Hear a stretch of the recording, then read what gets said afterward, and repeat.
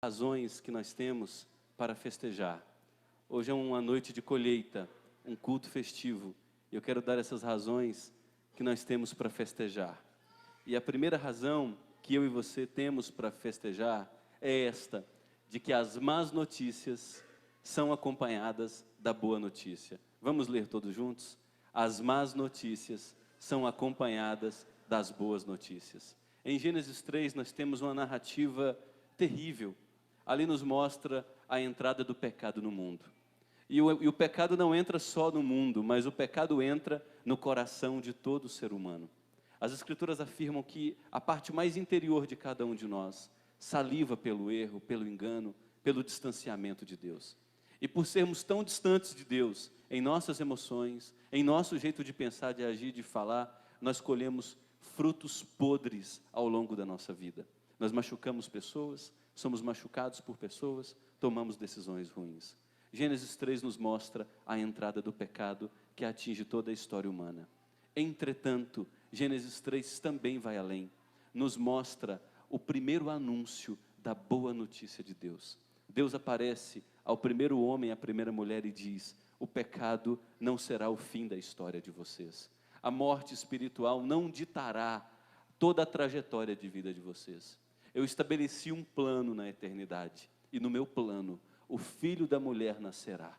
Num determinado momento, esse filho da mulher esmagará a cabeça da serpente, e vocês serão resgatados. Na medida em que a Bíblia é desenvolvida, esse plano vai ficando cada vez mais claro, até que o filho da virgem nasce, sobe no maldito madeiro, derrama o seu sangue, recebe toda a ira de Deus, mas naquele momento, Deus estava em Cristo, reconciliando consigo o mundo. No mesmo texto de Gênesis 3, que descreve a entrada do pecado, nós temos também a melhor de todas as notícias. Deus diz que por sua graça enviaria o seu filho num determinado tempo. Esse filho receberia no maldito Calvário a maldição do nosso pecado sobre si, a fim de que, através de seu sacrifício perfeito, nós fôssemos perdoados de nossos pecados e fôssemos resgatados para uma vida abundante. Então, a primeira razão que nós temos para festejar é que as más notícias não são a palavra final. A palavra final de Deus sempre é Evangelho, a boa nova, a boa notícia de salvação. A segunda razão que temos para festejar, e eu quero convidar você a ler comigo todas essas razões. Vamos lá? Nossos pecados foram perdoados. Em Isaías capítulo 53, texto escrito cerca de 700 anos antes de Jesus nascer, nós temos detalhadamente a descrição de como Jesus nasceria, como seria o seu ministério e como seria a sua morte. Em Isaías 53, o autor nos diz que ele seria ferido pelas nossas transgressões, seria moído pelas nossas iniquidades. Todos nós andávamos perdidos, desgarrados como ovelhas. Cada um se desviava pelo seu próprio caminho, mas Deus fez cair sobre Jesus a maldade de todos nós, a fim de que a bondade de Jesus agora fosse derramada sobre todos aqueles que estão nele. Em Marcos capítulo 10, versículo 45, o próprio Jesus diz: eu não vim para ser servido, eu vim para servir e dar a minha vida para salvar a muitos. Em Romanos capítulo 6, Paulo nos diz que, através da morte de Cristo, os nossos pecados foram crucificados. Jesus não estava sozinho na cruz, nós estávamos lá com Ele. Nossos pecados estavam lá com Ele. Eu e você estávamos lá com Ele. E através de sua ressurreição, nós experimentamos também vitória sobre o pecado. Nós fomos perdoados. Mas a segunda razão não para por aí. Nós temos uma terceira, não são apenas essas duas. A terceira razão que temos para festejar, vamos ler todos juntos? Nossa ressurreição foi garantida. Porque Jesus ofereceu um sacrifício perfeito, fiel. Deus recebeu esse sacrifício e agora todos que põem em Cristo sua confiança também recebem os méritos de Jesus sobre si.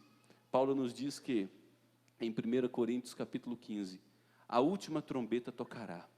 Aqueles que estiverem mortos quando Cristo retornar, ressuscitarão. Esse corpo que envelhece, que adoece, que é atingido pela lei da gravidade, que perde cabelos, que ganha gordura, que fica caquético, que perde a visão, que os dentes ficam fragilizados, esse corpo que perece será revestido de um corpo de glória. Esse corpo que morre será revestido de incorruptibilidade. Quando Cristo voltar, nós também ressuscitaremos dentre os mortos para uma vida eterna em abundância na presença dele para todo sempre. Mas não é só essa a razão para festejar. Se nós tivéssemos somente essas 3 razões, nós já seríamos os mais felizes de todos os homens e mulheres. Mas Deus é exagerado em sua graça. Nós temos uma 4ª razão, conforme revelada nas Escrituras. Leiamos todos juntos. Alguém nos acompanha na jornada. Enquanto a nossa ressurreição dentre os mortos não acontece, enquanto Cristo não retorna, Ele não nos deixou órfãos, não nos deixou desamparados. Em João capítulo 16, Jesus diz que depois que morresse e ressuscitasse e subisse aos céus, Ele enviaria o seu Espírito que é santo. Esse Espírito que é santo habitaria em nós, nos convenceria dos nossos erros, nos convenceria de nossas falências, de nossas tragédias, de nossos equívocos e tolices.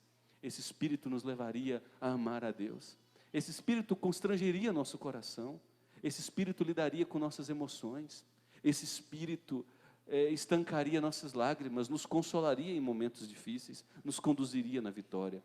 Durante a nossa jornada, uma vez colocada a nossa esperança em Cristo, não somos deixados desamparados, não estamos sozinhos. O Espírito Santo habita em todo aquele que tem Cristo como seu Senhor e Salvador. Paulo diz em 2 Timóteo capítulo 1, versículo 7, a um jovem cansado, frágil, que nele habitava um espírito de coragem, de ousadia e de equilíbrio.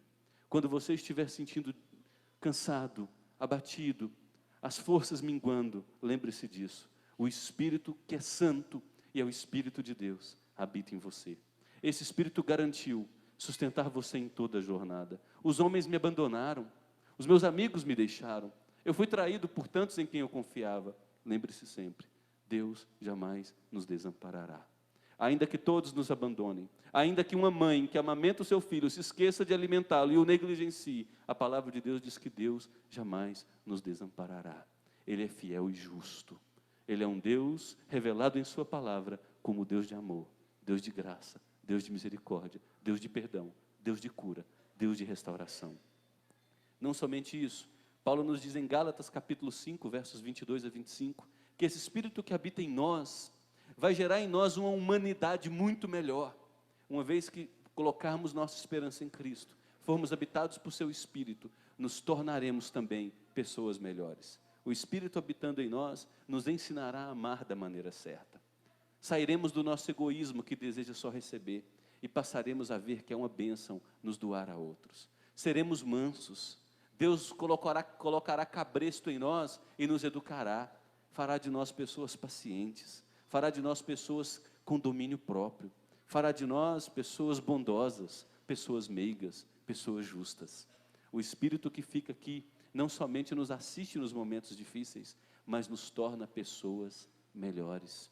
E não somente isso, nós temos uma 5ª ótima notícia. Novamente, leiamos, fazemos parte de uma família. Vamos ler de novo que ficou fraco?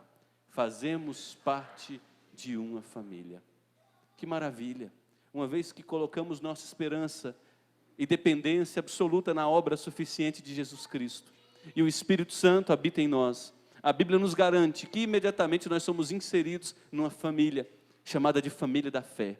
Essa família da fé também é chamada de igreja, que tem Jesus como cabeça. Igreja é muito maior que nossos rótulos denominacionais. Igreja presbiteriana, igreja assembleia, Deus é amor, igreja batista, cristã evangélica. A igreja de Jesus não é comportada nesses rótulos.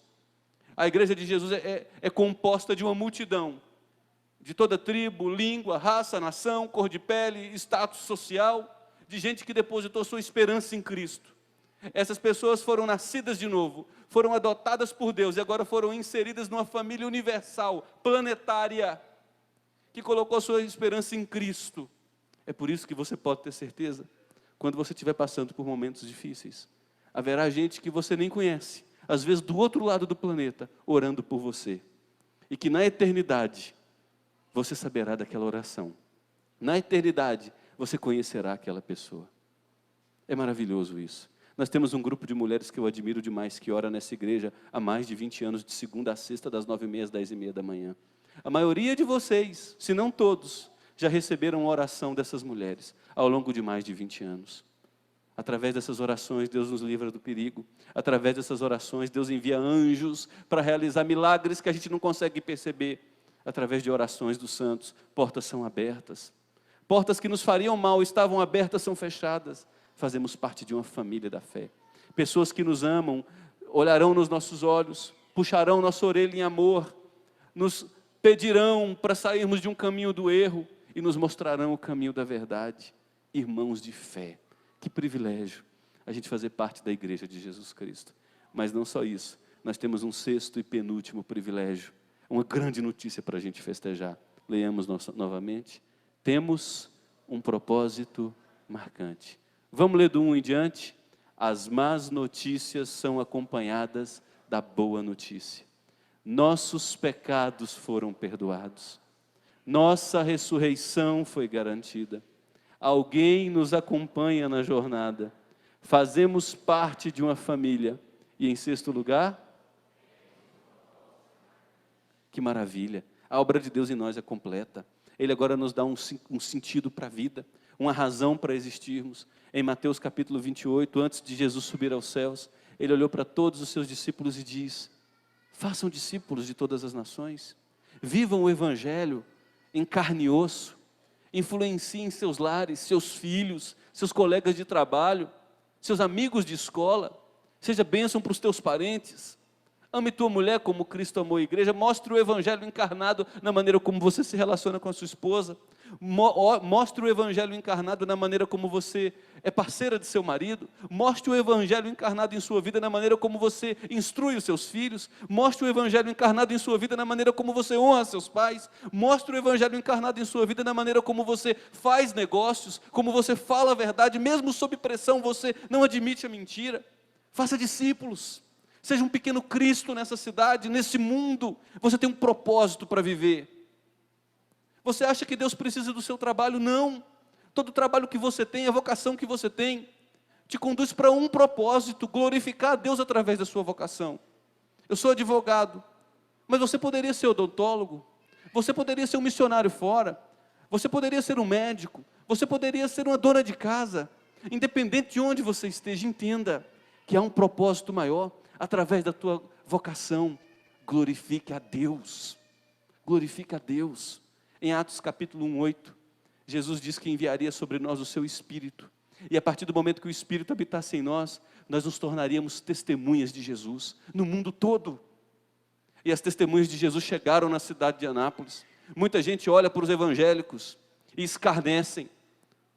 Maus pagadores, caloteiros, homens que dão a palavra e não cumprem. Mulheres que tratam mal seus maridos, pais que amam o dinheiro e negligenciam seus filhos. Está na hora, e eu creio que Deus chamou essa igreja para ser uma cidade edificada no alto de um monte, para onde essa cidade pode olhar e dizer: ali tem gente que erra muito, mas tem gente que se esforça demais, para andar com Deus, para ter sua vida moldada segundo a palavra, para andar certo, para ser equilibrado em suas ações. Ali tem famílias saudáveis, ali tem gente que ama a palavra de Deus e por isso eles são daquele jeito. Ali tem gente que se ama demais. Tem gente que paga conta de energia porque a energia foi cortada na casa de alguém. Tem alguém desempregado. Um pequeno empresário vai lá, um médio empresário vai lá, um grande empresário vai lá e acolhe aquela pessoa, ajuda aquela pessoa a ser restaurada, ter sua dignidade restaurada por amor à glória de Deus. A cidade de Anápolis, o estado de Goiás e esse Brasil faz uma leitura das nossas vidas, das nossas ações, e procura ver em nós um propósito de vida. Então viva a sua vida com um propósito maior que trabalhar, comer e beber. Porque se a nossa vida se resume a trabalhar, comer e beber, nós somos os mais infelizes de todos os homens. A nossa vida tem um propósito maior: viver para a glória de Deus. E a última razão, e não menos importante, que nós temos para festejar, leiamos todos juntos: o Deus fiel terminará o que começou. Mais uma vez, o Deus fiel terminará o que começou. Cremos em Cristo, o Espírito Santo habita em nós, temos a garantia de que Jesus retornará. E esse Deus, até o retorno de Cristo, nos sustentará em graça. Até o fim, Deus nos guardará nele, para que não nos afastemos, não nos desviemos completamente. Em João capítulo 6, versículo 39, Jesus diz: todos aqueles que na eternidade o Pai me deu, eu não jogarei fora. Quem o Pai me deu, eu vou ressuscitá-lo no último dia. Em Romanos capítulo 35, capítulo 8, versos 35 a 39, Paulo diz que nem a altura, nem a profundidade, nem as dificuldades do presente, nem as dificuldades que ainda virão, nem poderes, principados, enfermidades, nem mesmo a morte. Paulo diz de que nenhuma dessas dificuldades poderá nos separar do amor de Deus, porque o amor de Deus por nós não está fundamentado em nós, em nossa performance, mas na obra fiel de Jesus Cristo, o seu Filho bendito. E por fim, Paulo diz em Filipenses 1, verso 6, eu estou certo, eu tenho a convicção de que a obra que Deus começou em mim, a salvação, Ele vai terminar. Que motivos maravilhosos nós temos para festejar todos os dias das nossas vidas. É por isso que o mesmo Paulo convoca a mim e a você, em tudo dai graças, em tudo dai graças, em tudo dai graças. Por quê? Porque você recebeu o perdão de todos os pecados, do passado, do presente e do futuro. Porque o Espírito Santo habita em você. Ainda que você ande pelas dificuldades, o Espírito Santo está com você te sustentando. Você foi inserido numa família de fé. Você nunca será desamparado. Você tem um propósito para viver. E você tem a garantia de que a obra que Deus começou, Ele vai terminar. Louvado seja Deus por isso. Como é que a gente aplica tudo isso, meus irmãos? A liberdade é ofertada a todos de graça. Porque tudo o que Deus faz para nós é pela graça. Lembre-se disso. Deus me amou. Porque Deus me amou. Porque Ele quis me amar. Como os meus pecados são intensos, mas eu coloquei minha esperança em Jesus. Perdoado. Eu caí hoje, mas eu me arrependi. Perdoado. Eu sei que cairei amanhã, mas pela fidelidade de Jesus, perdoado.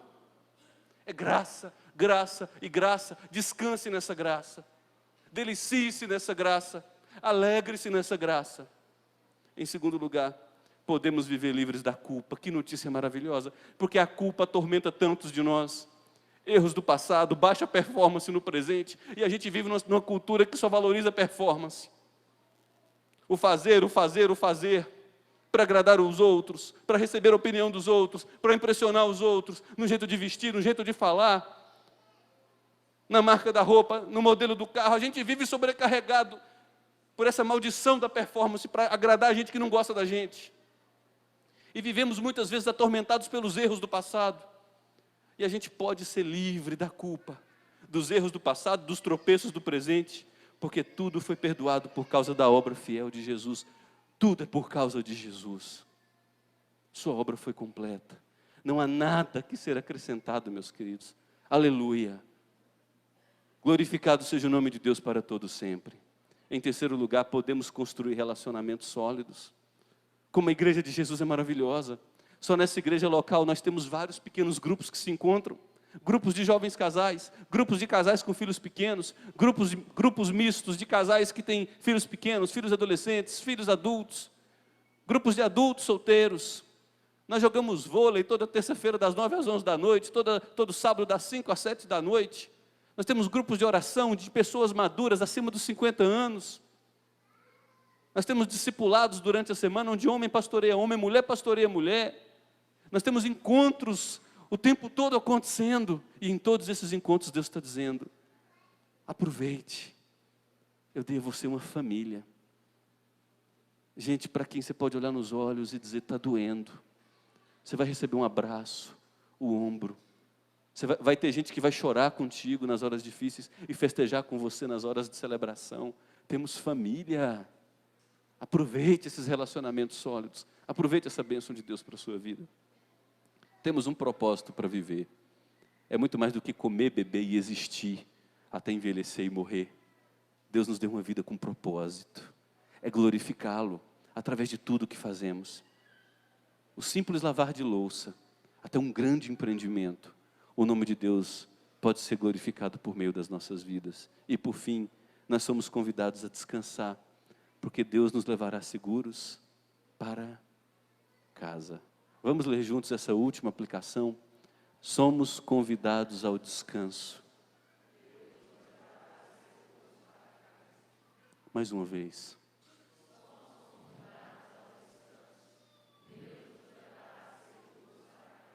Guarde isso em seu coração. Deus me levará seguro para casa.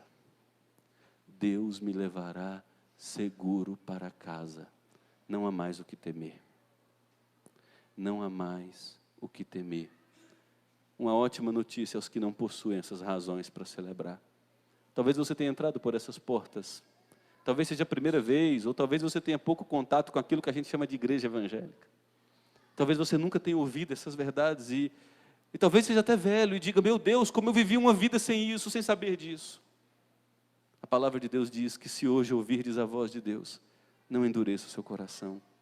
Hoje é o dia oportuno para a salvação. Não importa como o seu coração entrou aqui, ele pode sair pleno. Se o seu coração entrou mirrado, raquítico, machucado, se você acha que entrou aqui sem coração, você pode sair daqui com um coração novo, uma vida que pulsa pela eternidade, uma esperança para todo sempre. Você pode ser inserido à família da fé, como?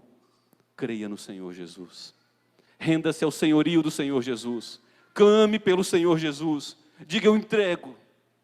Eu entrego minhas emoções, eu entrego meus sonhos, eu entrego minha performance, eu entrego quem eu sou, eu entrego minha família, eu entrego tudo, eu entrego meu futuro, eu rendo o meu passado, eu prostro o meu presente, eu me rendo a Ti.